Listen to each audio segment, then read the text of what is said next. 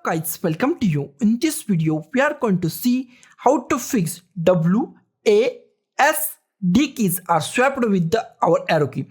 Our W key is working like a up arrow key, A key is like a right arrow key, S is like a bottom arrow key, and D is like a left arrow key. Also our this key is working like up arrow key is working like a W, this right arrow key is working like E, S, and this arrow key is working like a S, and this arrow key is working like a D. This is our problem, and I solved this problem by the simplest way. First, just go to your keyboard. On your keyboard, find function key. On main keyboard, 2 function key. On laptop, only 1 function key. Just press any function key. Function key, just press F function key. Hold the function key. Don't release it. Hold the function key and press W key. And check on your keyboard. Our arrow keys are now working or not. Okay. I press my W key.